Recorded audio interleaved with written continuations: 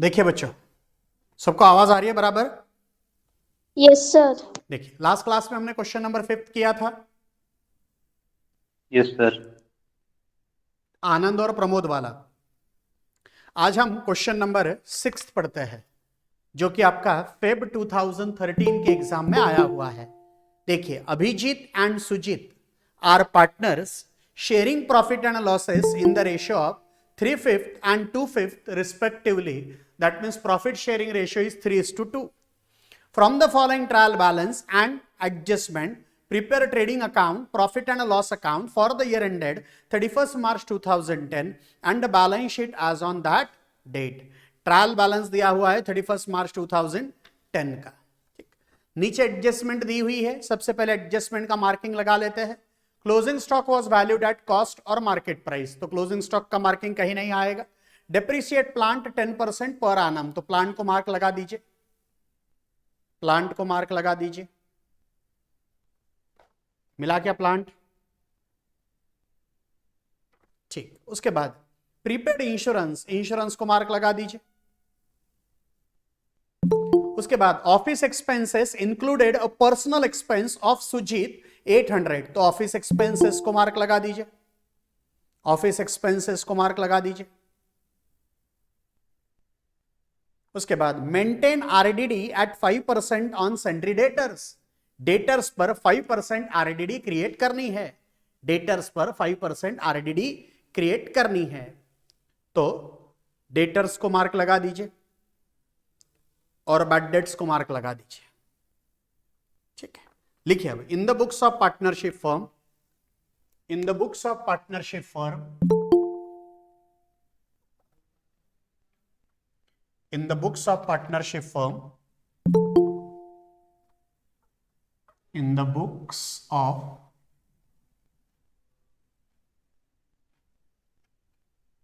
partnership firm,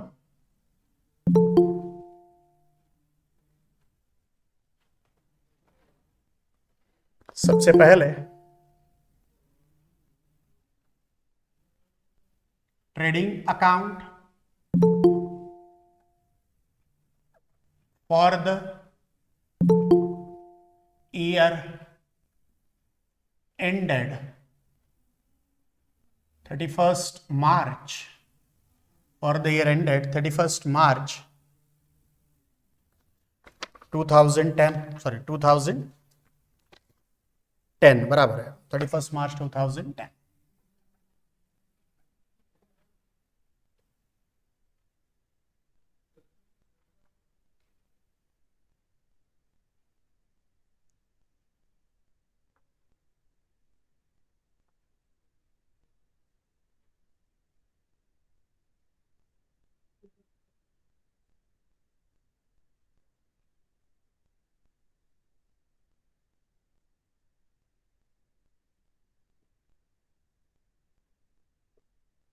Then profit and loss account,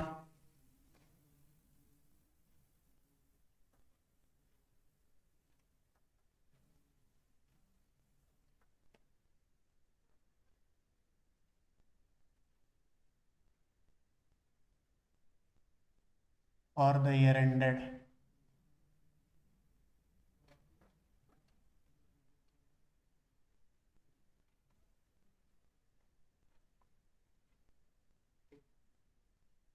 (31st March 2010).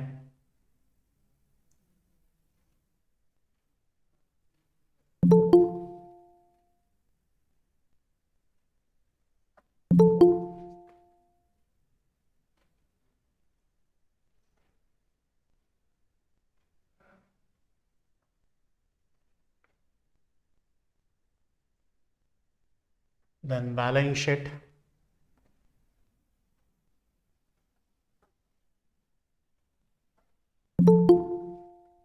as on 31st March 2010.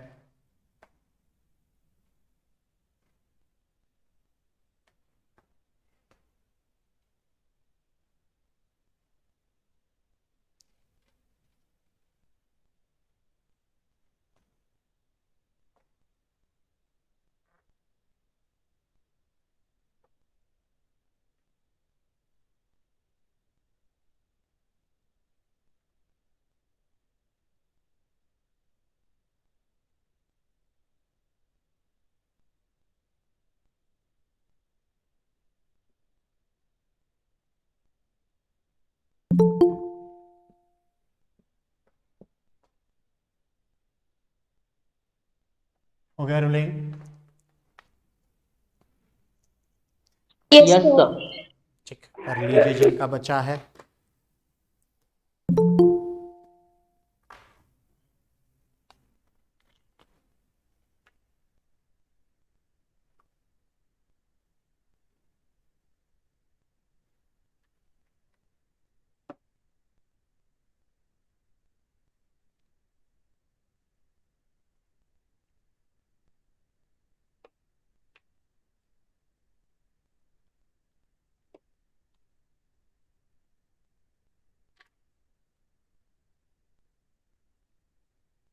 हो गया सबका ruling?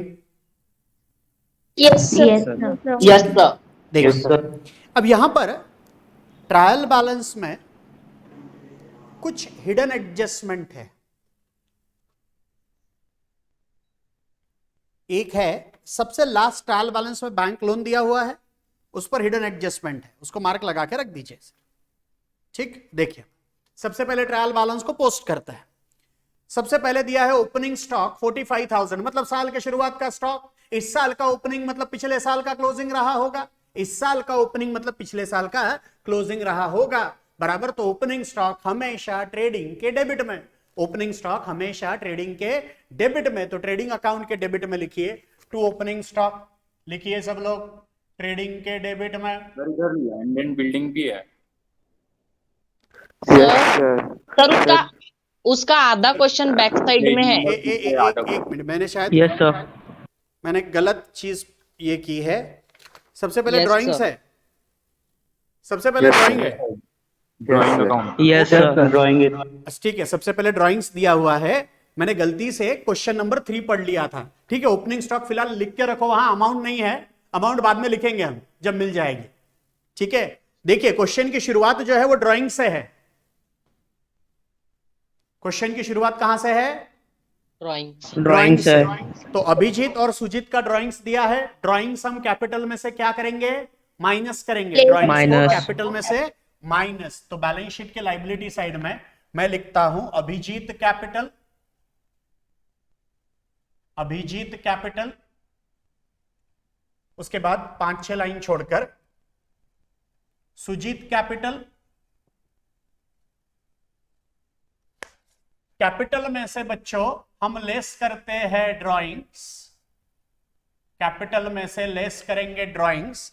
तो अभिजीत का ड्राइंग्स है 6,000 और सुजीत के कैपिटल में से सुजीत का ड्राइंग्स लेस करेंगे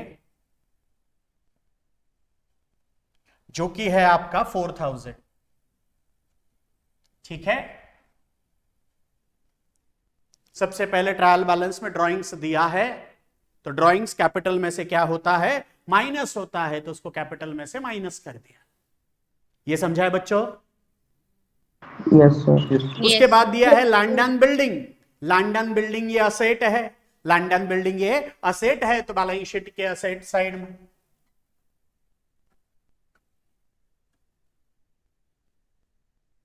लैंड एंड बिल्डिंग मार्क लगाया है क्या? लैंड एंड बिल्डिंग को नहीं, सिर्फ प्लांट को मार्क है। लैंड एंड बिल्डिंग को आउटर कॉलम में जाने दीजिए। 1,70,000, 1,70,000। उसके बाद प्लांट कितना है? 90,000 है प्लांट। एडिशन ऑन 1 जनवरी 2010, उसका क्या करना है वो बाद में बताता हूं। तो पहले प्लांट लिखिए, इनर कॉलम में लिखिए 90,000, क्योंकि उस पर डेप्रिसिएशन है। देन ओपनिंग स्टॉक, अब दिया है ओपनिंग स्टॉक 44,000, ओपनिंग स्टॉक 44,000, तो ओपनिंग स्टॉक ट्रेडिंग के डेबिट में, ट्रेडिंग अकाउंट के डेबिट में 44,000 ओपनिंग स्टॉक लिख दीजिए। अब उसके बाद हो गया ना सबका यहां तक? Yes, sir. उसके बाद वेजेस, वेजेस फैक्ट्री में जो वर्कर काम करते हैं उनको दिए जाते हैं वेजेस, तो ये फैक्ट्री से रिलेटेड एक्सपेंस है, प्रोडक्शन से रिलेटेड एक्सपेंस है, तो ये आपके डायरेक्ट एक्सपेंस है, डायरेक्ट एक्सपेंस है, तो ट्रेडिंग के डेबिट में लिखता हूं टू वेजेस। टू वेजेस कितना है? 13,500, 13,500 लिख दिया। उसके बाद कैश एट बैंक, बैंक में पैसा है, बैंक में पैसा है मतलब हमारी वो असेट है, हमारी वो असेट है। तो बैलेंस शीट के असेट में प्लांट के बाद 3 लाइन छोड़कर लिखो कैश एट बैंक। बैंक में पैसा है मतलब वो हमारी असेट है, बैलेंस शीट के असेट में कैश एट बैंक 6500। उसके बाद सन्ड्री डेटर्स, डेटर्स मतलब कस्टमर, कस्टमर मतलब वो लोग जिनको हमने गुड्स क्या किया, क्रेडिट पर बेचा। कस्टमर मतलब वो लोग जिनको हमने गुड्स क्या किए, क्रेडिट में बेचे, मतलब मुझे उनसे पैसा लेना है। पैसा लेना है मतलब रिसीवेबल है, anything is receivable is our asset. तो बैलेंस शीट के असेट में डेटर्स को मार्क लगा के रखा है, इसीलिए इनर में लिखिए बच्चों सन्ड्री डेटर्स। कितना है सन्ड्री डेटर्स? 69,200।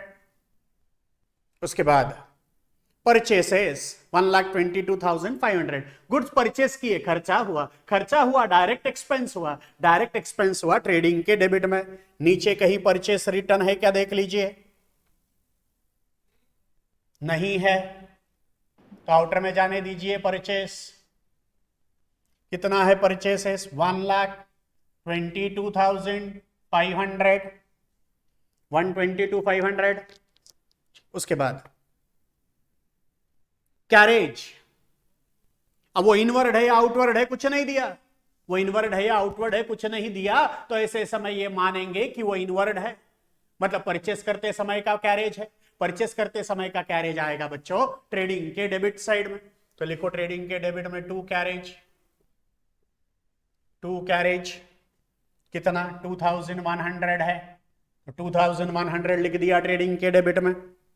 ठीक, उसके बाद rent rates and insurance, rent rates and insurance expense है, ठीक है, इनडायरेक्ट एक्सपेंस है।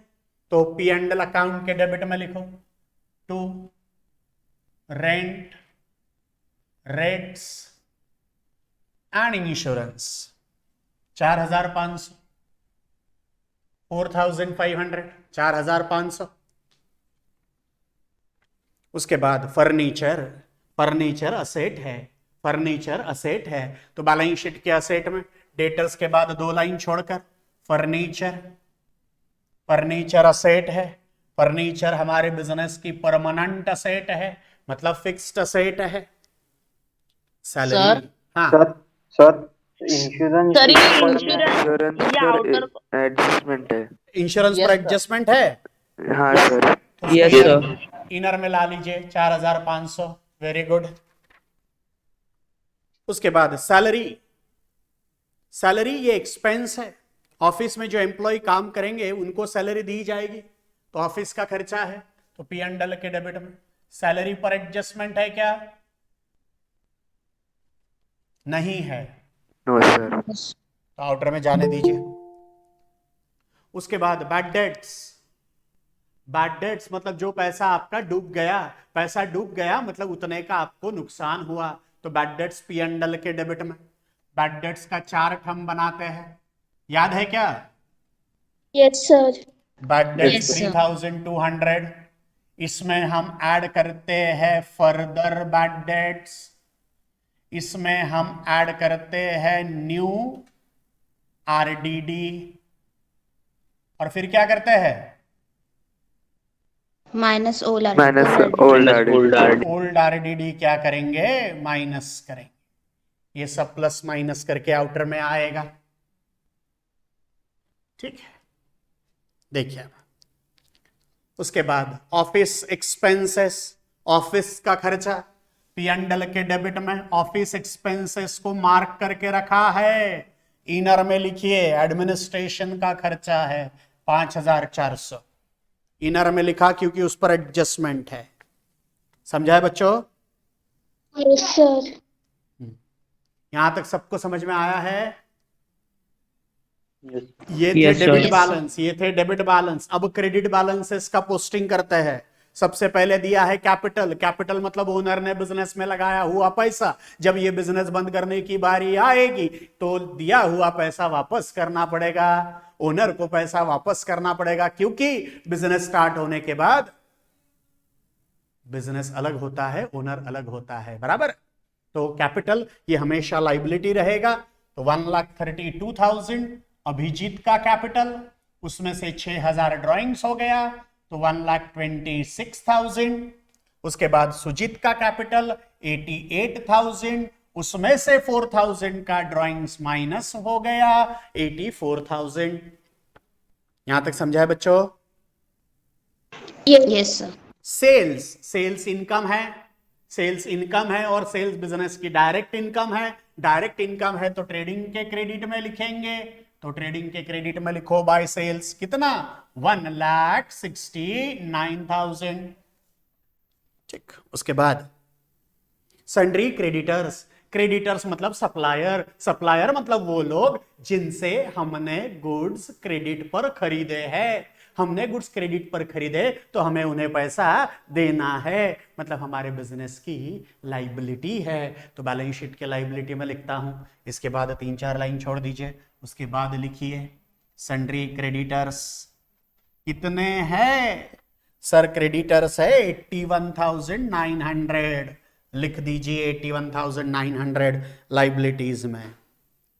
Then bank overdraft, bank overdraft मतलब बैंक से हमने एक्सेस पैसा विड्रॉ कर लिया, जितना हमारा बैलेंस था उससे ज्यादा निकाल दिया, तो जो ज्यादा लिया है उसे कहते हैं ओवरड्राफ्ट।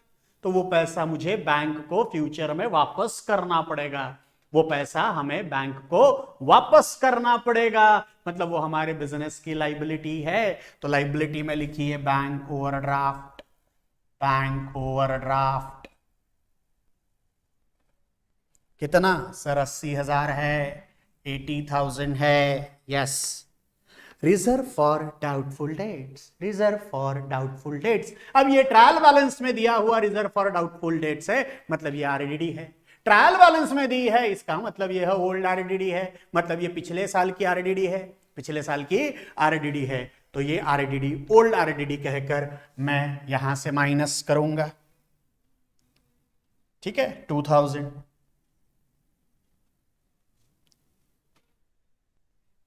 जो बच्चे क्लास जल्दी जल्दी लेफ्ट कर रहे हैं ना, मेरे को दिख रहे हैं यहां से, मैं बराबर उनके घर में आज फोन करने वाला हूं।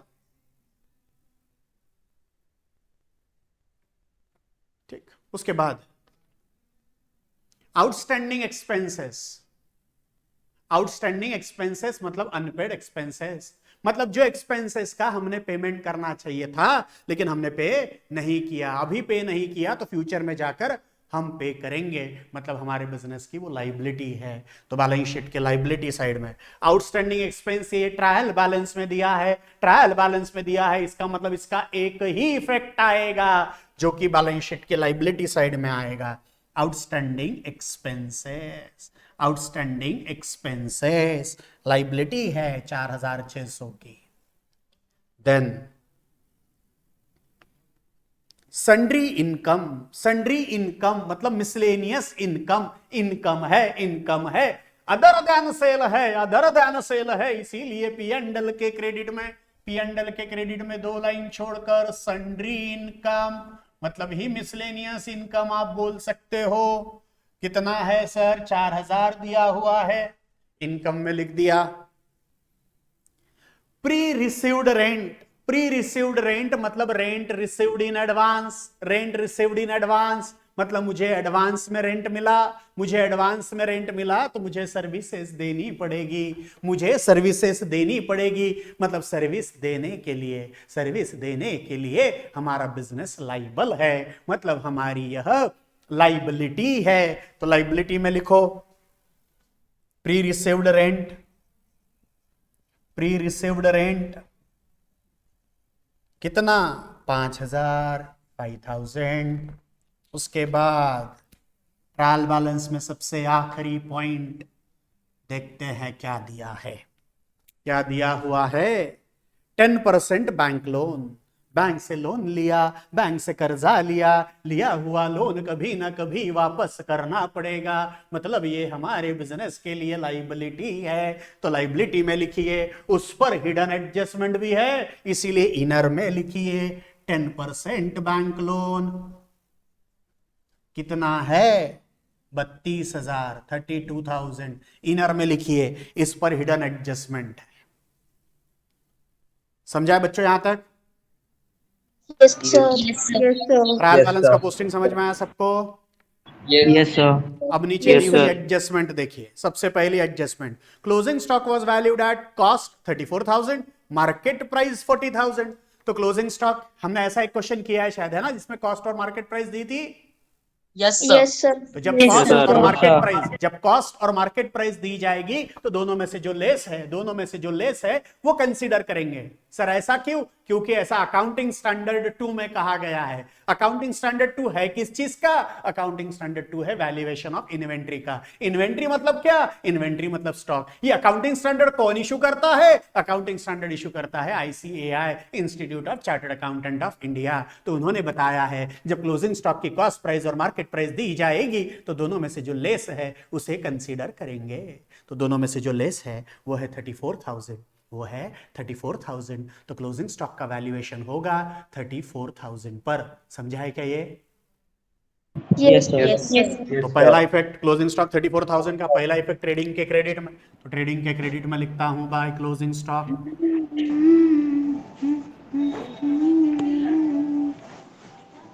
आकांक्षा, Sir.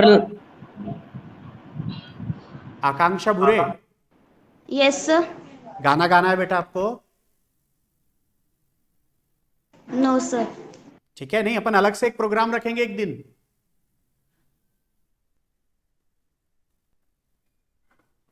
Closing stock, Sir. हाँ एक मिनट बेटा, क्लोजिंग स्टॉक 34,000। हाँ बोलिए अब। Sir, how much line we have to leave? यहां पर हाँ हाँ. ऐसा कुछ नहीं है। Okay, sir. तो क्लोजिंग स्टॉक 34,000। दूसरा इफेक्ट बैलेंस शीट के असेट में आएगा। एडजस्टमेंट है तो दो इफेक्ट रहेंगे। दूसरा इफेक्ट बैलेंस शीट के असेट साइड में, by closing stock, sorry balance sheet के असेट साइड में 2 बाय नहीं लिखेंगे, डायरेक्टली लिखिए closing stock 34,000। Actually opening stock सबसे ऊपर चाहिए और क्लोजिंग स्टॉक नीचे चाहिए। ठीक है वेद? Yes, sir. उसके बाद second, depreciation plant at the rate 10% per annum. Plant पर 10% डिप्रिसिएशन लगाना है। जरा ट्रायल बैलेंस देखिए, उसमें जहां प्लांट दिया था एज ऑन, प्लांट दिया था 90,000, ब्रैकेट में दिया है एडिशन ऑन 1 जनवरी 2010 20,000। ठीक, मतलब ये जो प्लांट है, सब ध्यान से सुनिए, ये जो प्लांट है इसमें से 70,000 का प्लांट पुराना है और 20,000 रुपए का प्लांट नया है। ये समझाएगा? बताओ। Yes, sir. Yes, sir. देखिए हमारा अकाउंटिंग ईयर ये स्टार्ट हुआ 1 अप्रैल 2009 को और एंड हुआ Yes, है sir. 31 मार्च 2010 को। एंड हुआ है 31 मार्च 2010 को, क्योंकि हम ये फाइनल अकाउंट्स बना रहे हैं 31 मार्च 2010 को। ये समझा?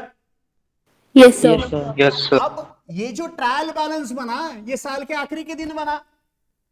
सबका ध्यान है क्या? Yes, sir.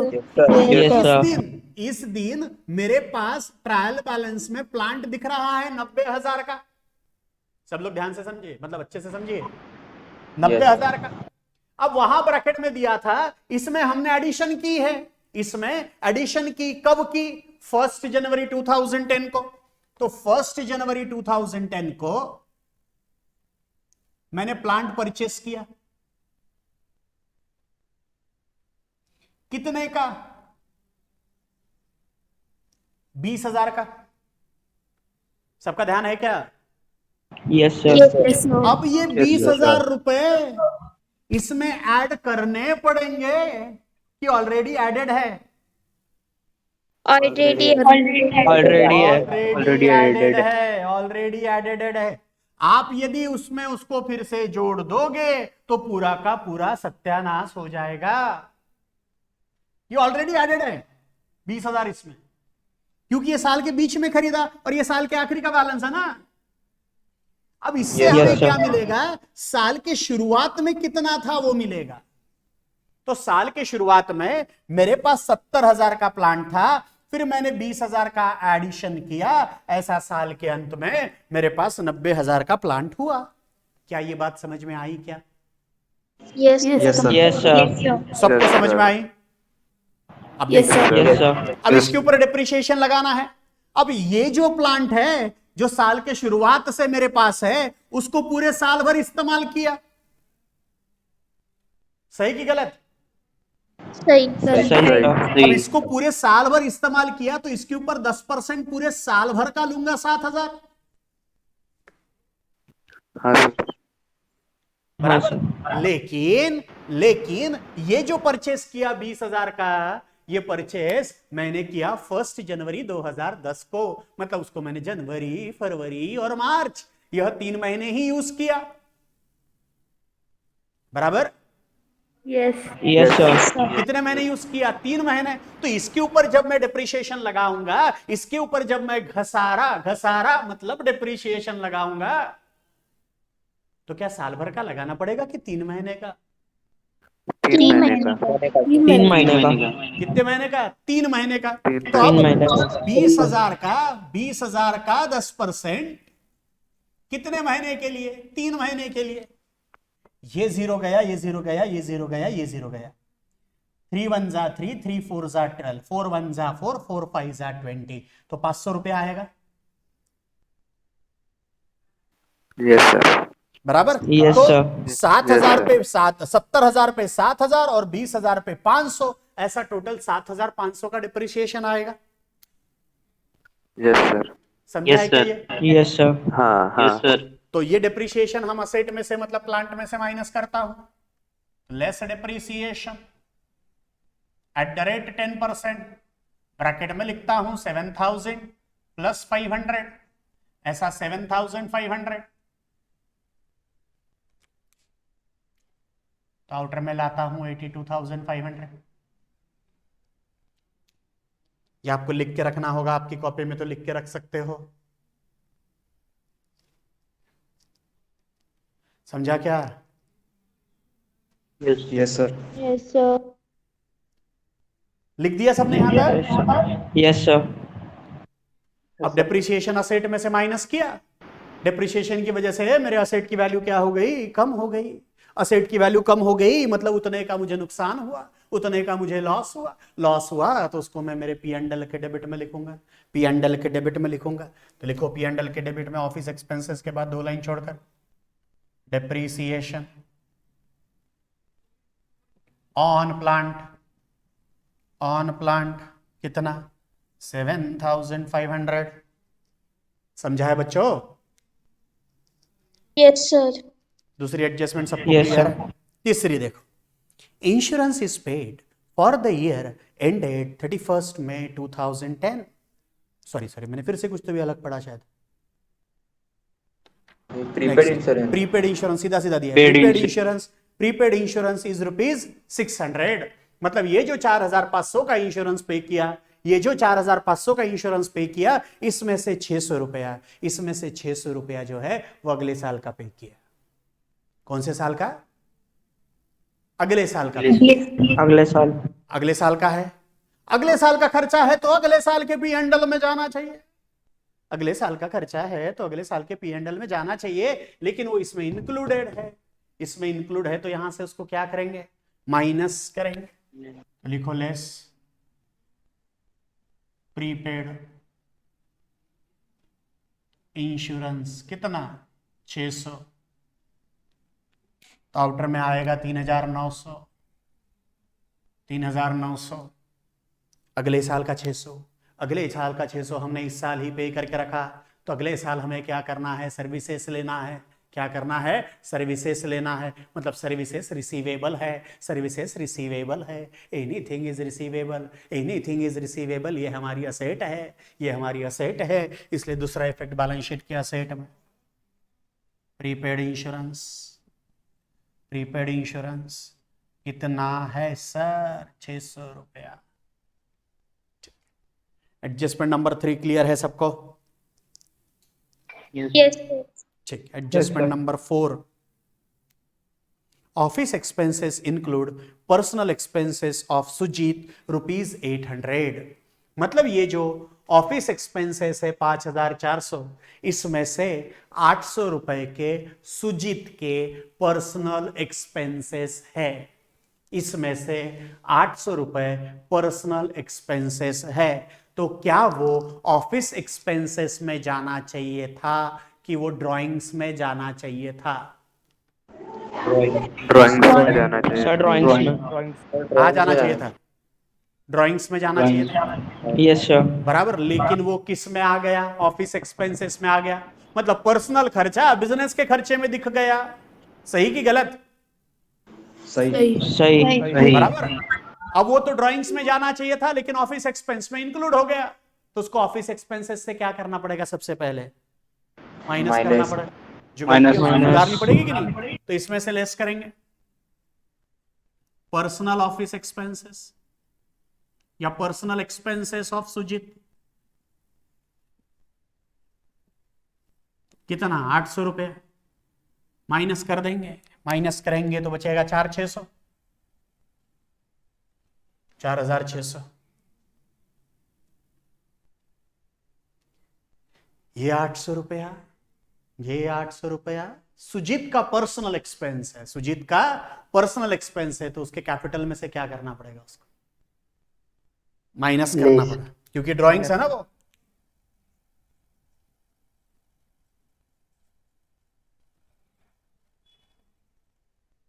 $800 तो 83,200। समझा क्या बच्चों? Yes sir. Last adjustment, maintain RDD at 5% on sundry debtors. Debtors पर 5% RDD क्रिएट करनी है। RDD क्रिएट करनी है। अब ये RDD एडजस्टमेंट में दी है। एडजस्टमेंट में दी है इसका मतलब ये न्यू RDD है। कौन सी RDD है? New RDD। Reserve for doubtful debts. ये आपको एडजस्टमेंट में दिया है, इसका मतलब ये नया RDD है। कितना percent? 5%। RDD is create on debtors. किस पर क्रिएट की जाएगी? मतलब किस पर कैलकुलेट की जाएगी? डेटर्स पर। तो मेरे डेटर्स है 69,200। 69,200 का कितना परसेंट बोला है? 5%। 5%। तो 5% कितना आएगा? 6,460। कितना आता है? 69,000 3,400 39,200 इंटू 5%। ये जीरो गया, ये जीरो गया, ये जीरो गया, ये जीरो गया। 5 इंटू 2 10।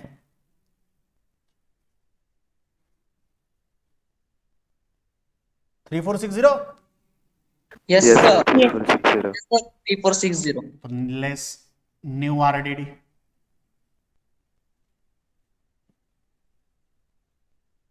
@ 5%। 3,460।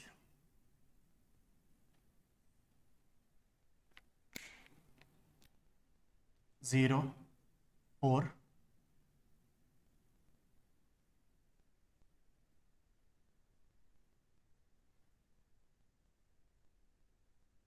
65,740।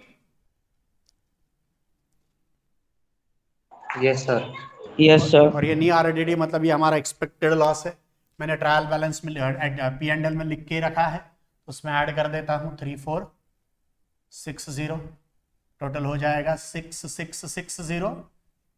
उसमें से 2,000 माइनस कर देता हूं तो 4,660। बराबर है ये? Yes sir. Yes sir. ये तो वहां दी हुई एडजस्टमेंट हो गई। एक बैंक लोन वाली गिवन हिडन एडजस्टमेंट है। 10% बैंक लोन 32,000। 10% bank loan 32,000। अब 10% बैंक लोन कब लिया है वो दिया है क्या? देखो ट्रायल बैलेंस में सबसे आखिर दिया है ना, taken on 1 October 2009. Yes sir दिया है। लोन लिया है Yes, 1 sir. अक्टूबर से। बैंक से कर्जा लिया है 1 अक्टूबर से। मतलब अक्टूबर, नवंबर, दिसंबर, जनवरी, फरवरी और मार्च कितने महीने लोन का इस्तेमाल किया है बच्चों? 6 पांच महीने। वाला कितने महीने? 6 महीने। 6 महीने। 3 महीने। अक्टूबर, नवंबर, दिसंबर, जनवरी, फरवरी और मार्च। कितने महीने हैं? 6 महीने। तो 6 महीने हमने बैंक का लोन यूज किया। 6 महीने हमने बैंक का लोन यूज किया, तो उस लोन पर हमने 6 महीने का इंटरेस्ट बैंक को देना चाहिए था। अब 32,000 का लोन 10% के हिसाब से तो 3,200 रुपया साल भर का, तो 6 महीने का बनेगा 1,600, 1,600 रुपया। सही कि गलत? सही सर। Yes, sir. कितना? 1,600। 600. Yes sir. अब ये 1,600 हमने यदि बैंक को इंटरेस्ट दिया होता तो उसकी जर्नल एंट्री पास होती। जर्नल एंट्री पास होती तो लेजर में पोस्टिंग होता। लेजर में पोस्टिंग होता तो ट्रायल बैलेंस में आता, और ट्रायल बैलेंस में यदि दिया होता तो मैं P&L के डेबिट में लिखता इंटरेस्ट ऑन बैंक लोन। लेकिन है क्या? नहीं है। इसका मतलब मैंने उस लोन पर इंटरेस्ट दिया हुआ नहीं है। है इस साल का एक्सपेंस? है इस साल का एक्सपेंस। इसीलिए इस साल के एक्सपेंसेस के लिस्ट में, मतलब P&L के डेबिट में लिखना पड़ेगा to interest on bank loan. To interest on bank loan bracket में लिख देता हूं आउटस्टैंडिंग है 32,000 का 10%, लेकिन 6 महीने के लिए कितना? 1,600 रुपया। 1,600। 1,600। अब ये 1,600 हमने पे करना चाहिए, लेकिन हमने पे नहीं किया। अभी पे नहीं किया तो फ्यूचर में जाकर पे करना पड़ेगा। मतलब हमारे लिए बिजनेस की लाइबिलिटी है। हमारे लिए बिजनेस की लाइबिलिटी है। तो बैलेंस शीट की लाइबिलिटी में बैंक लोन में क्या करेंगे? ऐड करेंगे। Add outstanding interest. कितना? 1,600 रुपया। 33,600। 33,600।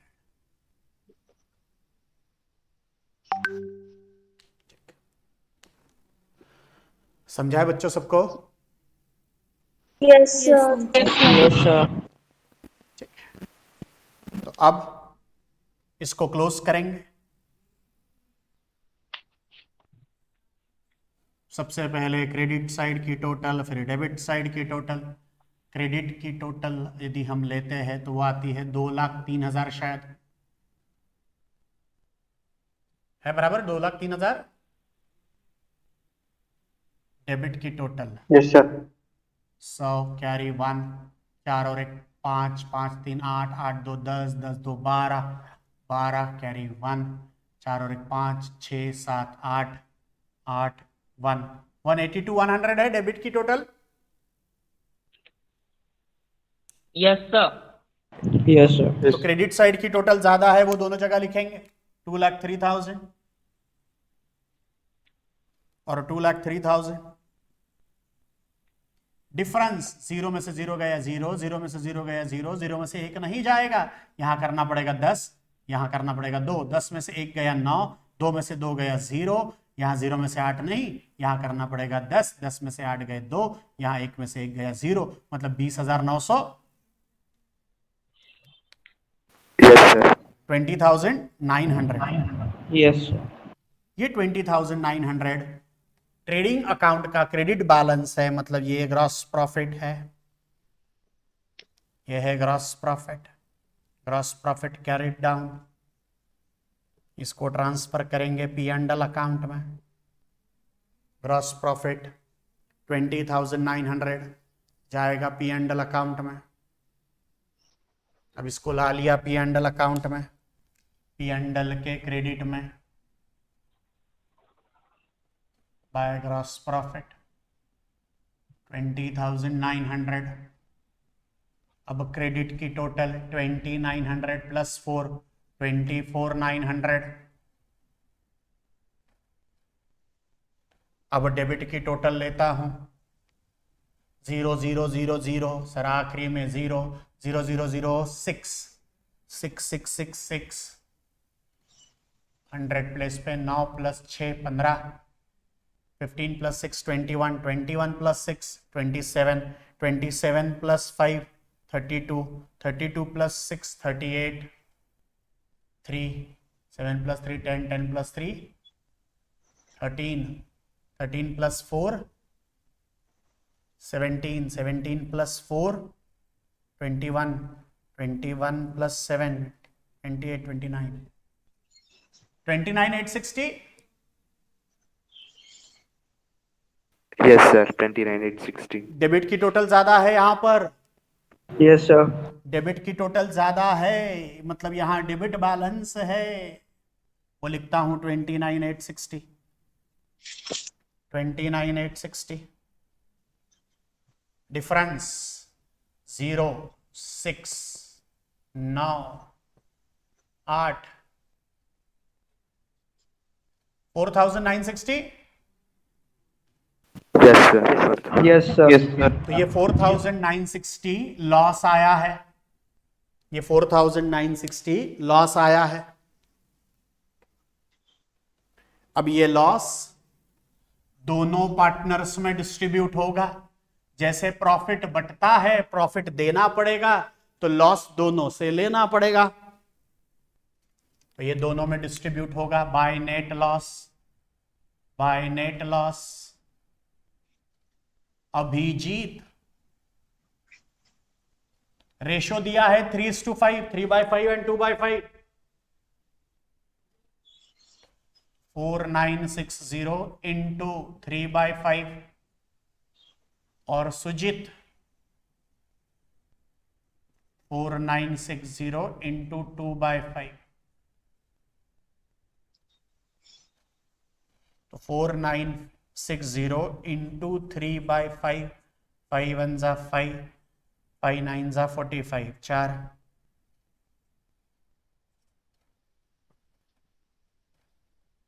6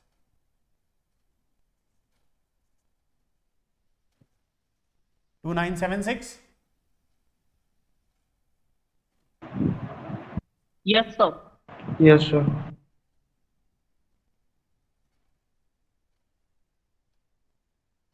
1984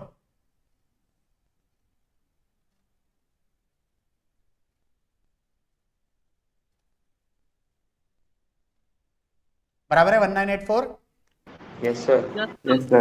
अब Yes, लॉस sir. है लॉस है तो वो पार्टनर से लेना पड़ेगा तो उसके कैपिटल में से माइनस करना पड़ेगा तो less net loss 2976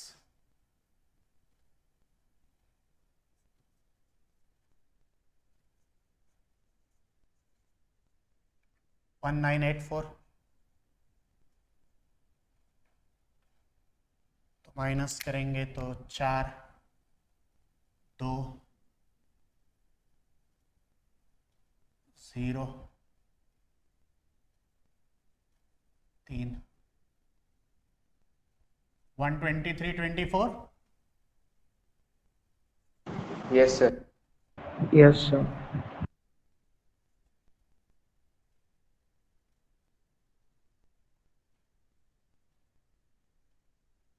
81216 Yes, sir. अब बैलेंस शीट की टोटल लीजिए 4 6 10 carry 1 2 3 4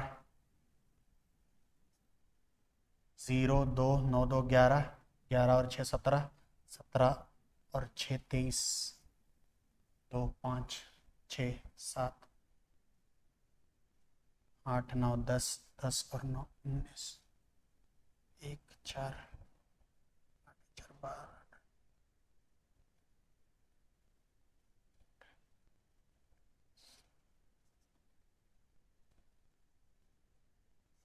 4,09,340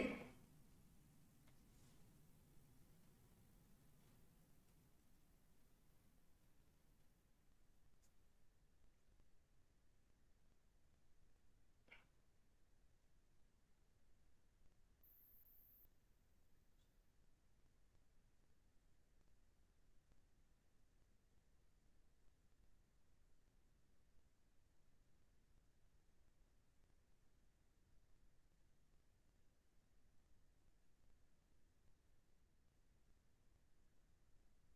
4,09,340.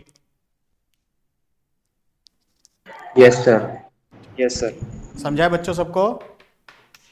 Yes, sir. Yes, sir. ये हमने क्वेश्चन नंबर 6 जो कि आपका कौन से एग्जाम का था, फेब 2013 का। ठीक है बच्चों, नेक्स्ट क्लास में हम कल क्या करेंगे, आगे कंटिन्यू करेंगे। ठीक है, thank you. Thank you, sir.